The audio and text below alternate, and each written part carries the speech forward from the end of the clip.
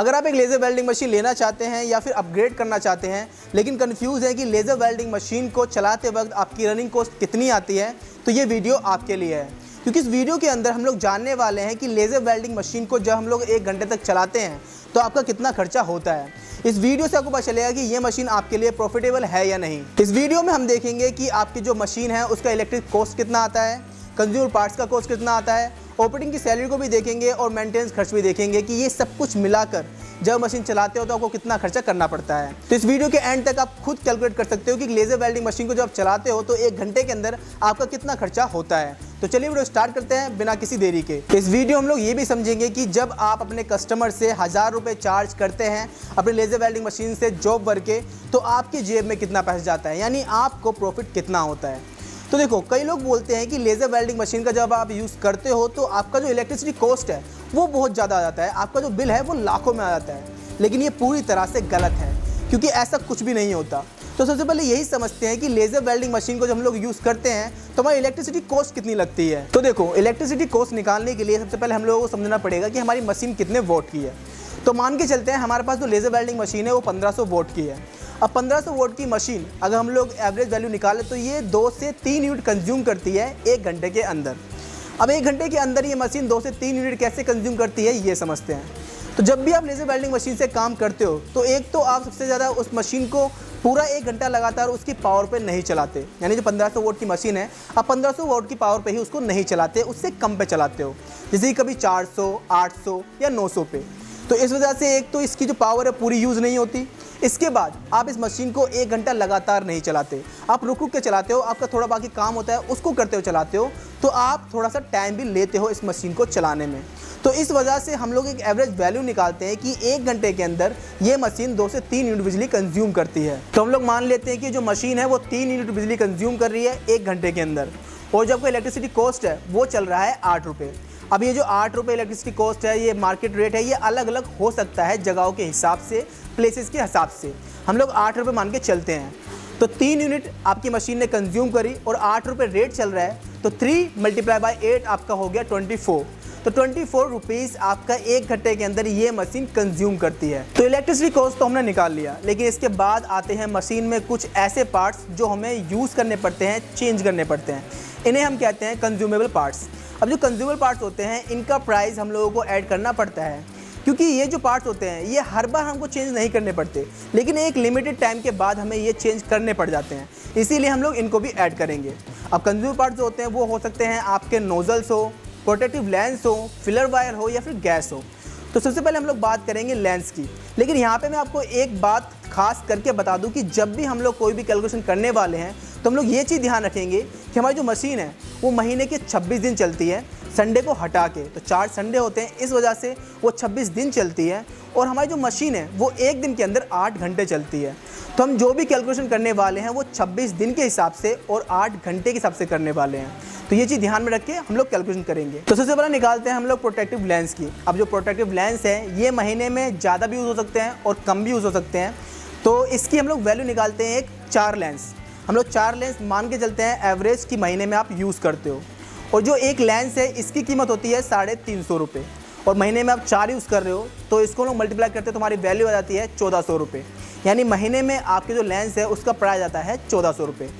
अब जो मशीन है आपकी ये चल रही थी 8 घंटे, महीने में 26 दिन।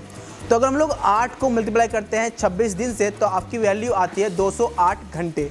तो 208 घंटे आपकी मशीन चल रही है, और आपका जो लेंस है वो पूरे महीने में लग रहे हैं 1400 रुपये के। तो 1400 को हम लोग डिवाइड करेंगे 208 से, तो आपकी जो वैल्यू आती है वो आती है 6.73 पैसे। तो आपका जो प्राइस है लेंस का 1 घंटे का वो आता है 6.73 पैसे पर आवर। तो अगला कंज्यूमेबल हमारा आता है नोजल्स। अब कई बार क्या होता है कि जब आप लेज़र वेल्डिंग मशीन से अपना काम कर रहे होते हो तो आपकी जो नोज़ल है वो जल जाती है या फिर ख़राब हो जाती है, लेकिन आमतौर पर ये जो नोज़ल है ये 3 से 4 महीने भी निकाल सकती है। अब एक नोज़ल का जो प्राइस होता है वो होता है 400 रुपये, और हम लोग मान के चलते हैं कि आपकी जो एक नोज़ल है वो 2 महीने चलती है। तो 2 महीने अगर आपकी नोज़ल चलती है और उसका प्राइस है आपका 400 रुपये, तो 1 महीने यानी 200 रुपये की नोज़ल लग जाती है। अब 200 को हम लोग डिवाइड करेंगे 208 से, क्योंकि 208 घंटे आपकी मशीन चल रही थी। तो 208 को जो हम लोग डिवाइड करते हैं 200 से, तो आपकी वैल्यू आती है 0.96 पैसे पर आवर। अगला कंज्यूमेबल आपका आता है सील्डिंग गैस। अब ये सील्डिंग गैस है, ये अलग अलग टाइप की होती हैं, जैसे कि नाइट्रोजन, आर्गन, CO2। तो ये जो सारी गैसें होती हैं ये अलग अलग मटेरियल के हिसाब से होती हैं जिस पे फिनिशिंग के लिए काम किया जाता है, और अलग अलग मटेरियल पे आपके अलग अलग गैस लगती हैं। और जो हमारे गैस के सिलेंडर हैं ये 800 रुपये का भी आता है, 1200 का भी आता है, 1600 का भी आता है, यानी अलग अलग टाइप से अलग अलग सिलेंडर आते हैं। तो इसकी कैलकुलेशन करना थोड़ा सा मुश्किल हो जाता है, क्योंकि अगर आप किसी मटेरियल पे अपना सिलेंडर यूज़ कर रहे हो CO2 का, तो हो सकता है दूसरे पे आपको नाइट्रोजन का करना पड़ जाए। इस वजह से जो आपकी वेल्डिंग होती है, स्पॉट वेल्डिंग पे आपकी कम गैस यूज़ होती है, और जो आप लगातार वेल्डिंग करते हो उस पर आपकी ज़्यादा गैस यूज़ होती है। तो इसी वजह से जो गैस का प्राइस है ये लगाना थोड़ा सा मुश्किल हो जाता है। तो इस चीज़ को आप खुद ऐड कर सकते हो। हम लोग गैस को थोड़ा सा साइड में रख के चलते हैं। इसके बाद आता है हमारा फिलर वायर। अब फिलर वायर भी गैस की तरह ही है कि ये मार्केट में अलग अलग टाइप के आते हैं, जैसे कि MS, SS, कॉपर, और अलग अलग मटेरियल पे आप अलग अलग फिलर वायर लगाते हैं। इसके वेट के हिसाब से आपको ये बंडल मिल जाते हैं और इसका प्राइस अलग अलग होता है। तो इसकी कैलकुलेशन करना भी थोड़ा मुश्किल होता है, लेकिन फिर भी हम लोग इसकी एक एवरेज वैल्यू लेके चलते हैं। मान लेते हैं हमारा जो MS का वायर है 12 किलो का, वो आता है आपका 1200 रुपये का। तो 12 किलो का अगर 1200 रुपये का आता है तो पर केजी जो वैल्यू आती है आपके MS के वायर की वो आती है 100 रुपये। अब 100 रुपये आपका 1 kg का आ रहा है, और मान लेते हैं कि 1 घंटे के अंदर आप 200 ग्राम से ज़्यादा या फिर 200 ग्राम वायर यूज़ करते हो अपनी वेल्डिंग के दौरान। तो 200 ग्राम यानी 0.2 kg को हम लोग मल्टीप्लाई करते हैं 100 से, तो आपकी वैल्यू आती है 20 रुपये पर आवर। तो आपकी जो वायर की वैल्यू है फाइनल वो आती है 20 रुपये पर आवर, यानी 1 घंटे के अंदर आप 20 रुपये की वायर यूज़ कर लेते हो। अब हमारे कंज्यूमर पार्ट्स तो हो गए, लेकिन इसके बाद एक और वैल्यू हमें ऐड करनी पड़ेगी, वो है ऑपरेटर की कॉस्ट। कई बार क्या होता है कि जब हम लोग अपनी रनिंग कॉस्ट निकालते हैं मशीन की, तो उसमें ऑपरेटर की कॉस्ट नहीं जोड़ते, लेकिन ये जोड़ना भी ज़रूरी होता है, क्योंकि हम लोगों को जो ऑपरेटर की सैलरी है वो मशीन से ही निकालनी पड़ती है। इसीलिए मशीन की रनिंग कॉस्ट के दौरान हम लोग ऑपरेटर की कॉस्ट भी जोड़ेंगे। तो मान लेते हैं कि एक अच्छा खासा एक्सपीरियंस्ड ऑपरेटर आपने रखा 20,000 सैलरी में, तो ऑपरेटर की सैलरी 20,000 पर मंथ आती है। तो इसको हम लोग डिवाइड करते हैं, कैलकुलेशन करते हैं, तो हमारी फाइनल वैल्यू आती है 83 पर आवर रुपीज़, यानी 1 घंटे के अंदर 83 रुपीज़ ऑपरेटिंग कॉस्ट लग जाती है। अब बात आती है मेंटेनेंस की। वैसे तो इस मशीन को हम लोग लो कॉस्ट मेंटेनेंस कहते हैं, क्योंकि इसमें किसी भी तरह के मेंटेनेंस की ज़रूरत नहीं पड़ती। पर हाँ, इसमें एक लेज़र सोर्स के लिए और लेज़र गन के लिए चिलर यूज़ होता है, क्योंकि काम के दौरान, वेल्डिंग के दौरान आपकी जो लेज़र गन है और लेज़र सोर्स है वो गर्म हो जाता है, तो उसको ठंडा रखने के लिए इसके अंदर चिलर लगा होता है, जो वाटर चिलर होता है। तो उसके अंदर हम लोग यूज़ करते हैं डिस्टिल वाटर। अब डिस्टिल वाटर जो है वो मार्केट में अलग अलग प्राइस का आता है। हमने इसका प्राइस लिया है 500 रुपये, जो एक एवरेज वैल्यू है।